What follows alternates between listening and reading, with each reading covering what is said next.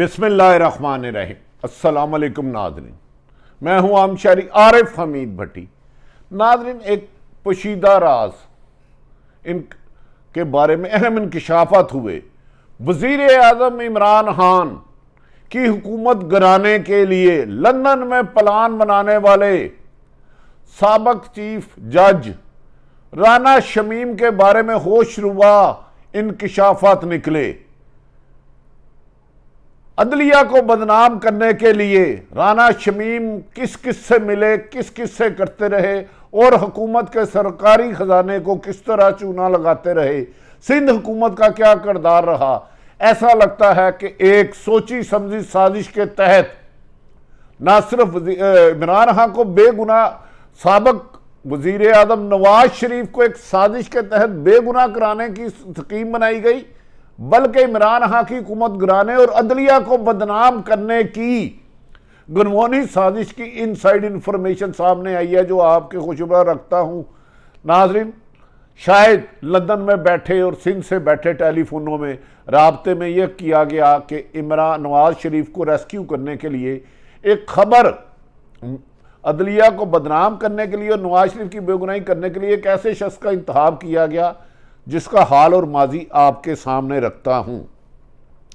नाज़रीन, आपने सुना होगा गिलगित बल्तिस्तानी के साबक जज राना शमीम ने अमेरिका से वापसी पे आते हुए अपने करीबी अजीज के इंतकाल के बावजूद, अमेरिका से सीधा पाकिस्तान आने के बावजूद लंदन रहे और नवाज शरीफ से मिले और नवाज शरीफ के लिए उन्होंने एक हल्फिया बयान दिया लंदन में बैठकर और उसी नोटरी पब्लिक से टेस्ट करवाया जिससे नवाज शरीफ के मेडिकल रिपोर्टें टेस्ट होके आती हैं।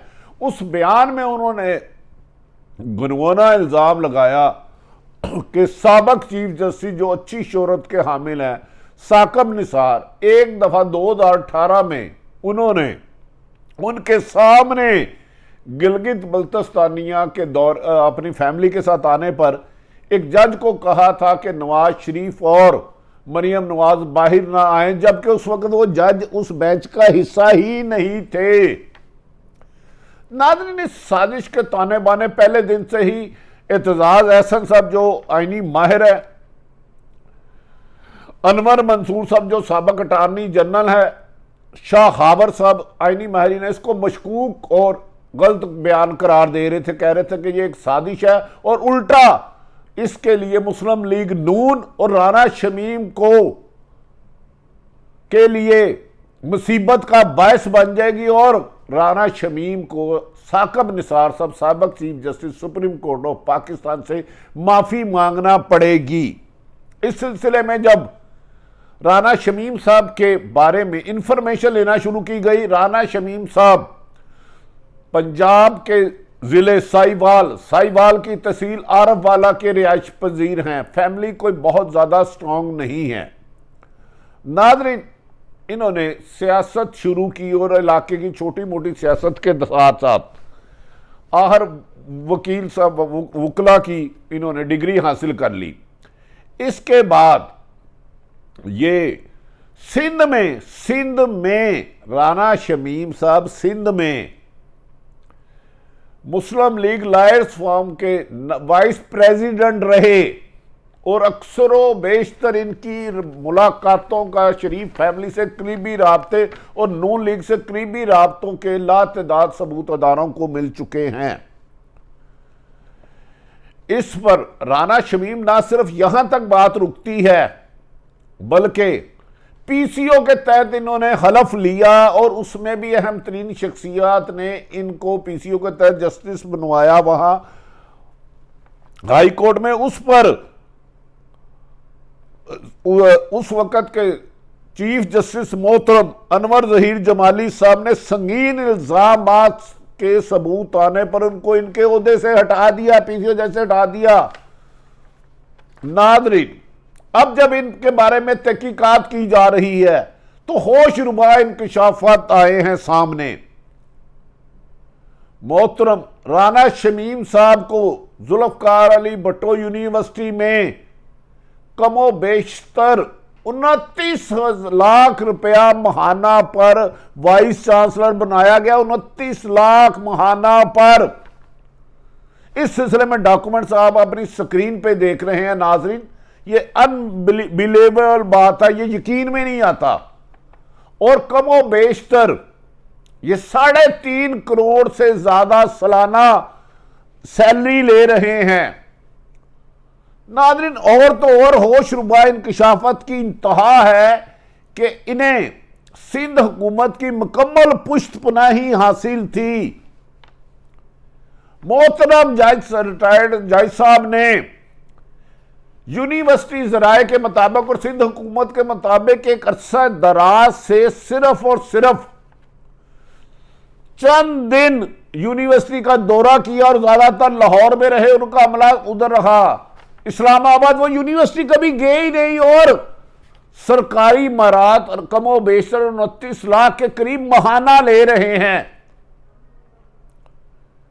इस सिलसिले में सरकारी गाड़ी पैसे जुल्फकार अली भट्टो यूनिवर्सिटी का वाइस चांसलर रह गया। इस सिलसिले में मुराद अली शाह साहब वजीर आला सिंध से जब सवाल किया गया तो ये शख्स यूनिवर्सिटी में तशरीफ ही नहीं लाते जिसे वाइस चांसलर बनाया गया है, और हुकूमत को सालाना करोड़ों रुपए का चूना लगा रहे हैं। इन्होंने कभी यूनिवर्सिटी के लिए ना स्टाफ में दिलचस्पी ली, ना काम किया, ना कभी उनकी एक्टिविटी देखी, ना वाइस चांसलर का एक दिन भी रोल अदा नहीं किया जिस पर उन्होंने कहा हमने इनको आइन और कानून के मुताबिक तैनात किया है। नाज़रीन अपनी अपनी स्क्रीन पे देखें इनकी महाना सैलरी, उसके बाद सालाना टोटल अखराजात। इतना बड़ा आज तक ऐसा वाकया कोई जरूर जमीन पे नहीं आया कि कोई शख्स किसी यूनिवर्सिटी का वाइस चांसलर हो और साल में 5-10 दफा से ज्यादा जाए ना, उधर रही ना, उधर की एक्टिविटी देखे ना, तो उस यूनिवर्सिटी का क्या हाल होगा जिसका वाइस चांसलर सिफारशी आकर इतनी बड़ी तनख्वाह पर सैलरी पर आए और उसके बाद इनको नवाज शरीफ ने गिलगित बल्तिस्तानिया का चीफ जज बना दिया। वहां पर इनके कई केसों को साकिब साहब ने सेटिस्फाइड किया कि अवाम हुकूमत के पैसों को अरबों रुपए का नुकसान पहुंचा रहे हैं। इस दौरान उधर की हुकूमत के साथ साजबाज करके मामला तय करके मोहतरम राना शमीम साहब अपनी एक्सटेंशन करवाना चाहते हैं। उस वक्त की हुकूमत उन्हें उनकी एक्सटेंशन रिफ्यूज कर देती है, इनकार कर देती है कि आपको एक्सटेंशन नहीं दी जा सकती। नाज़रीन जिस पर काबिल हैरत बात है कि कुछ अरसा बाद जब इनकी अहलिया क़ज़ाए इलाही से इंतकाल कर जाती हैं, माल के हकीकी के पास पहुंचती हैं, तो वफात के बाद साकिब निसार साहब साबक चीफ जस्टिस सुप्रीम कोर्ट उनकी वाले वफात के लिए फातिहा खानी के लिए टेलीफोन करते हैं तो वो उन्हें शिकवा करते हैं कि आपने मेरी एक्सटेंशन नहीं होने दी। उस पर वो फरमाते हैं ना मेरे पास एक्सटेंशन आई, वजीर कानून और पीएम का काम है, तो नाराज हो जाते हैं।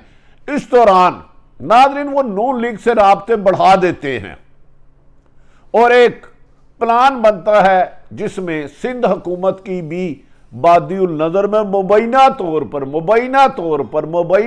पर उन्हें आशीर्वाद होती है राना शमीम साहब को। राना शमीम साहब एक कॉन्फ्रेंस के बहाने अमेरिका जाते हैं, पीछे से फैमिली की कोई बड़ी अहम वफात हो जाती है, वापस आने की बजाय नवाज शरीफ के पास लंदन जाते हैं।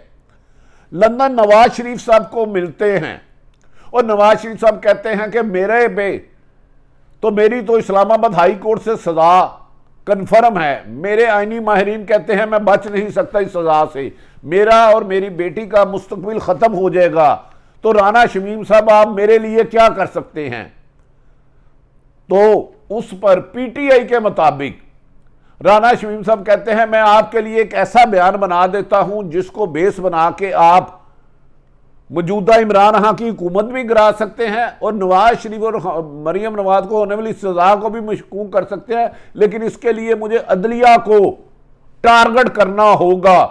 तो फिर मेरा क्या बनेगा जिस पर जिम्मेदार जराए खबरें हैं, नॉट कन्फर्म।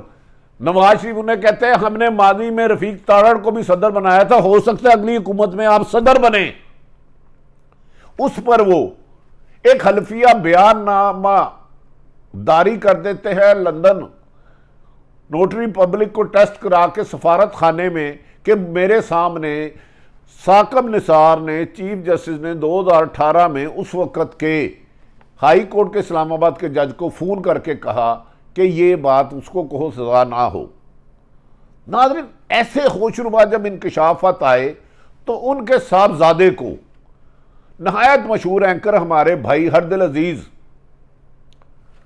काशिफ अब्बासी ने अपने प्रोग्राम में लिया तो उन्होंने कहा हाँ हो सकता है कि मेरे वालिद साहब के इस बयान से किसी को सियासी फायदा पहुंचे।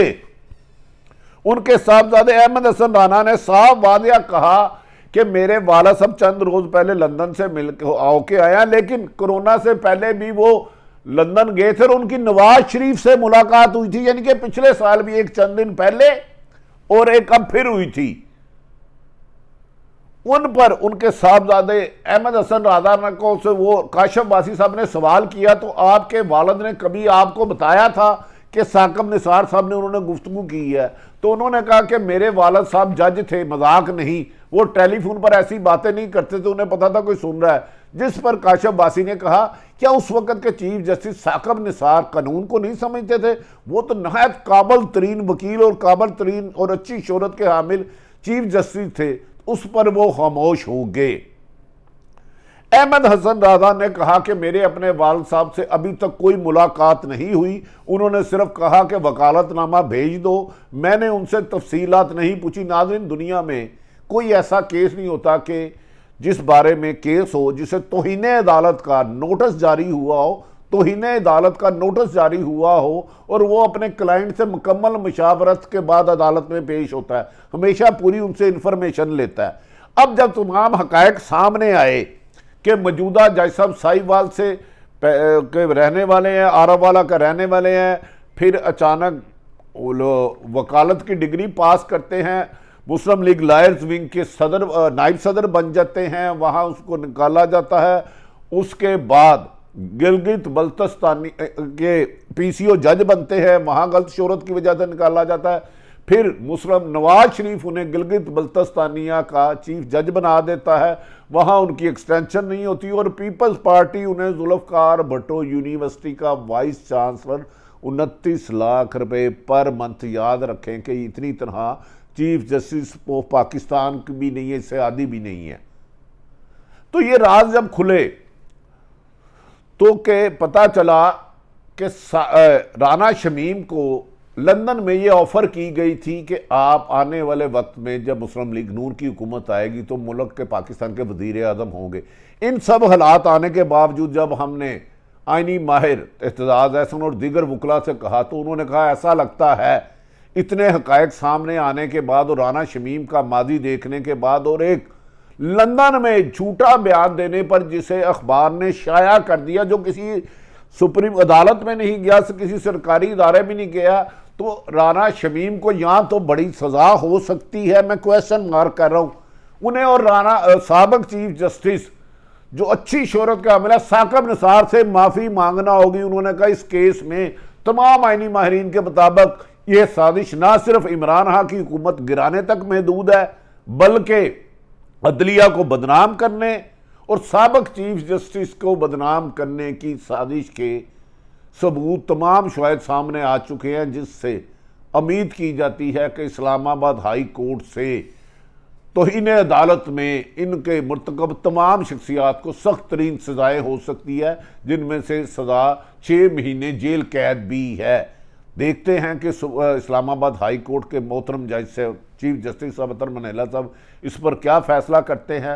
राना शमीम ने किस तरह उहदे हासिल किए और क्या क्या मराहत लेते रहे जिसके वो अहल थे या नहीं थे, ये फैसला नाजरीन आप करें। पाकिस्तान में हमारे कुछ लोग अपने इक़्तिदार के लिए और अपनी लूटी हुई दौलत को बचाने के लिए किस तरह साबका जज को इस्तेमाल करते हैं, अदारों की बदनामी का बायस बनते हैं और अदलिया की बदनामी का बायस बनते हैं और अच्छी शोहरत वाले लोगों के लिए नुकसान का बायस बनते हैं।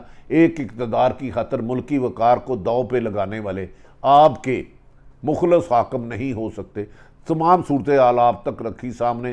फैसला यकीनन high court, Islamabad high court ने करना है। हमें यकीन है कि असल हक़ाइक़ सामने आएंगे। अपने इर्द गिर्द रहने का ख्याल रखें। पाकिस्तान जिंदाबाद।